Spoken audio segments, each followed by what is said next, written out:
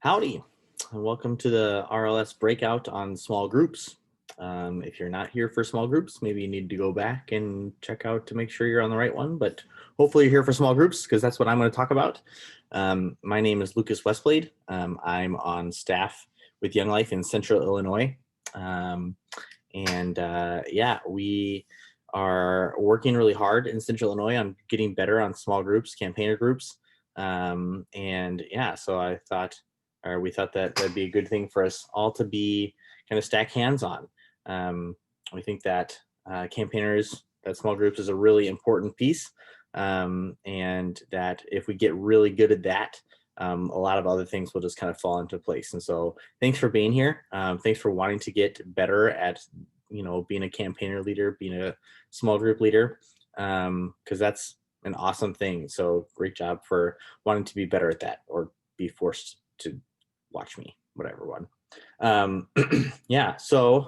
We think, or I don't know who we is, but I think that in making a small group and doing that, most people fall, maybe all people fall into one of three kind of different groups. And those would be one, that you don't have a small group at all, no campaigner group. Two, that you have a group and that's kind of missing a key ingredient. Or three, that that you have a really killer campaigner group. You have a great small group. And obviously we all want to kind of be in that third group, but hopefully through watching this and just in God's grace, we can all just get a little bit better. And so we're not asking everyone to kind of jump from group one all the way over to group three. We're just trying to get better, baby steps. That's what we'll talk about a little bit today. And we know that for a lot of different reasons, not everybody's in the third group. We're all just going to try to get a little better. Three things that I think are going to help everybody, no matter what group you're in. Could really help you if you're in the third group, in the first group, in the second group. The first one is going to be prayer. We think that that is just a really, really important piece to anybody's anything, but we think that's going to be really good, just to be in constant prayer about your guys or your gals who are in your campaigner group, in your small group. The second thing is to find a mentor or an accountability person who can help you along in this thing. Somebody who can be checking in with you consistently, regularly, and you can who is going to have some ideas for you, maybe that you say, hey, I'm really struggling with this, or my guys aren't really doing this well. Like, have you run into that? Or and can kind of share some of that and also celebrate with you, right? They're like, hey, I've been praying for, this gal to come for, 3 years and she finally showed up. And can really celebrate that with you.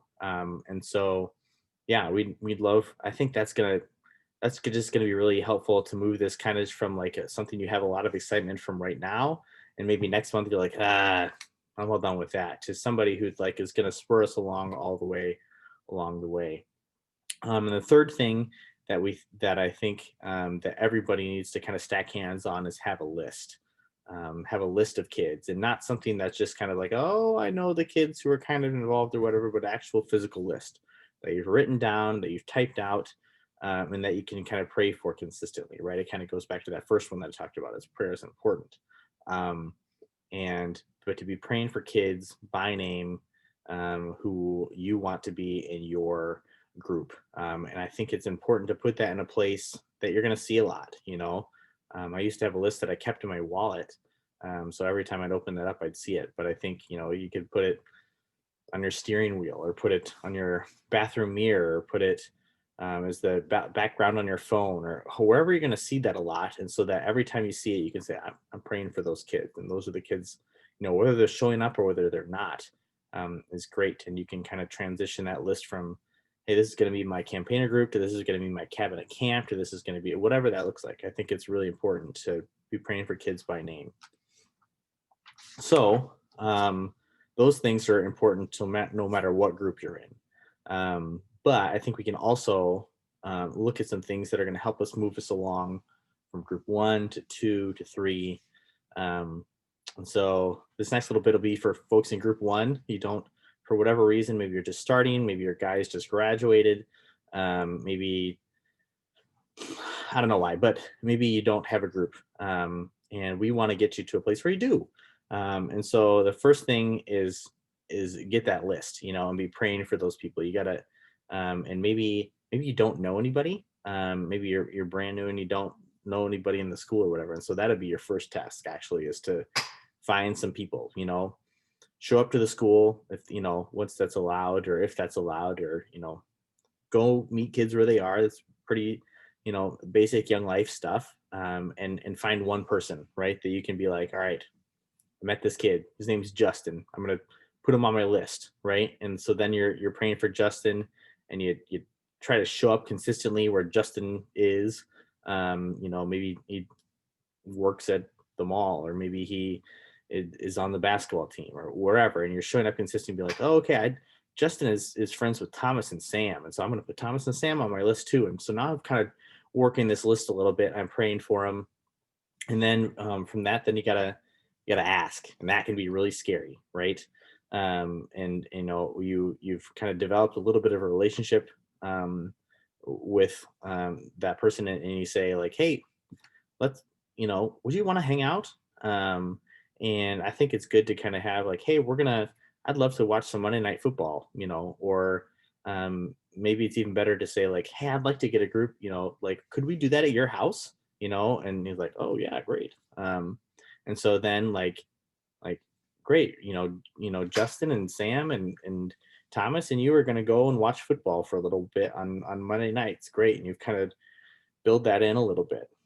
um, Two other things that I think are really good, just reminders for folks who are kind of starting out in that, is just to say, is it's okay to start small, right? That if it's just you and one gal, one guy, that's okay to just start that way, right?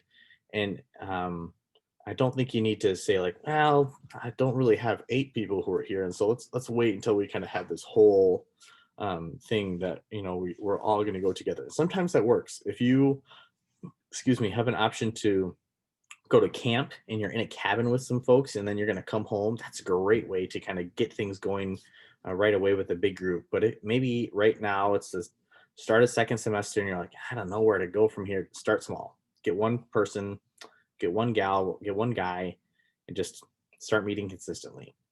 And then kind of grow it from there. The second thing is to kind of balance being really consistent and being flexible. I think that on it's really important to be consistent. I think that if you gotta say like, hey, we're gonna do Monday nights, and then we're gonna do Monday nights, and we're gonna do Monday nights, and so it kind of gets into kids' schedules a little bit. They're like, oh, Luca's gonna text me on Mondays, and we're gonna go, and I can make it sometimes, I can't make it others, but I know it's gonna be on Monday nights. But I also know that like you kind of have to be flexible a little bit. Maybe you've got a bunch of um, maybe you got basketball players or something, and like, well, during basketball season, Monday nights are not going to work, so we got to do Sunday mornings. I used to do a Sunday morning pancake group, and we'd wake up in the morning, I'd make pancakes, and we'd hang out, and then like, all right, we're gonna go to church. And it was a great way to invite kids to church, right? To do like a before church pancake thing, another thing. But yeah, be consistent, but also be flexible. You got to kind of hold. You can't be too flexible in that you're flexing all over and there's no consistency, and kids don't know when you're meeting. And you're taking 3 weeks off, and like you got to be consistent, but also flex with what your kids are doing. Yeah. So once you have one person who you're meeting with, like, great. You're no longer in group 1 anymore. You're in group 2. You have a group, whether it's a small group or a big group or whatever that looks like. That's great. And so I said group 2 is kind of your meeting, but you're kind of missing some key ingredients. And I would call the key ingredients to a campaigners group kind of in 3 pieces. One, you've got a group of people who are meeting, right? And I think that's probably more than one person, right? One is a great way to start, but I think you want to grow that a little bit. 2 is to be consistent, right? Is that it's not something that like, well, we met twice last month, and the month before we didn't meet, and then we met 3 times this week. But I think you got to have that consistency there. That's a mark of a campaigner group. And the third thing is that we're talking about Jesus. We're talking about the Bible. We're digging in a little bit. And I think there are groups that are consistent, and they have some people there. Like maybe you're just getting together and watch the game, but if you're not, you don't have that Jesus piece, then it's not really there. And maybe you have, maybe you're consistent and you're talking about Jesus, but it's just one person. And wouldn't. That's not moving to group 3 either, because you feel like there's still some work to do. But anyway, you need kind of all 3 of these pieces, I think. And in that, I think you just kind of have to see, maybe you only have one of those pieces, or but like, I think you can identify one of those things and be praying for, hey, we really want to be talking about Jesus here, or we really want to, get more people involved, or we want to be more consistent, and just talking to your group to kind of figure out, like, all right, hey, when can we consistently get together, and then do that, follow through, or hey, who else would be a part of this group, like, would you ask them, or like, um do you think they'd be a part, like, would it be okay if I asked them? And then I think that transition to Jesus thing, I think, can be scary for some folks, to be like, this is really going to change the dynamic. We've only been just getting together at B-dubs and eating wings, like, I don't know how to make that transition. And I think the research shows that that people start talking to young life leaders, will start talking to kids about Jesus 6 months after the kids feel comfortable with it. And so I think way before you think they're ready to, they're ready to. You've kind of earned that right. If they're showing up consistently, I think it's good that you can do that. Great. So now maybe you've got all those pieces together. You've got a group of gals, a group of guys. They're showing up consistently. You're talking about Jesus. You've got like this great campaigner group, and now I think, like, where do we go from here, right?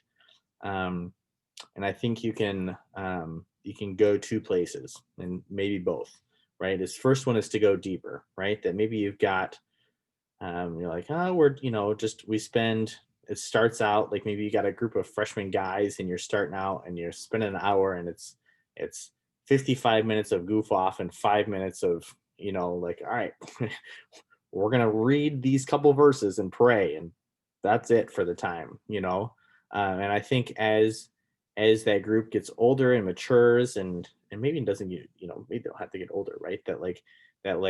That time expands, right? And that we're digging in a little bit deeper. And I think that happens, just with time and consistency. The second thing is to go out, is so you've got this group that's really digging in deep, and you've got great relationships. And I think we can be talking to those kids about, like, hey, what does this look like outside of our campaigner time? Like, what does it look like to do work crew? What does it look like for us to go on an adventure trip? We've probably gone to camp together already, but, like, what does it look like to, and maybe even if you haven't, if you've got the right group, to say, hey, well, what would it look like for us to take a 5-day, 7-day backpacking trip and really dig into this all together? What does it look like for us to, do something like that? Maybe you've got some folks who can turn around and pour out some more, right? That they have kind of gained some maturity, and they are going to be good at, maybe they want to be junior wildlife leaders, and maybe they want to have some more leadership responsibilities in your young life club. Like, hey, I would love for you to get up and do some skits and stuff, and to, like, be inviting your friends to club that way. I think you can, I think that's good for kids to kind of grow and see that, hey, this isn't just something that I'm being poured into a little bit, but now my cup is overflowing, and I need somewhere to pour that out on. Yeah. So, and obviously in all that, pray. I think I want to begin everything with that, and end everything in that, and cover the whole middle in that as well. I think that's, because if the Lord doesn't build the house, then ain't nothing going to happen. And so that's why we need to invite the Lord to do that. So that's my 2 cents on small groups. I hope that that helps y'all. I hope that yeah, that's my prayer for all of us. And so yeah, I'll close with just a short prayer, and then I'll see you around. Heavenly Father, thank you so much for all these folks who are just want to be better at meeting kids where they are, and helping them grow in their faith. I pray that you would just bless all their small groups, God. I pray that they'd be good at asking. I pray that you would bring consistency. I pray that you would bring Jesus. I pray that you'd bring yourself, and that I pray that you would bring kids and all to those places, and that they'd be able to find places of honesty and clarity and development and discipleship and all those great things, God. I pray that you'd be in those groups with them. And yeah, in your name, amen. All right. Thanks for hanging out and listening. We'll see you around.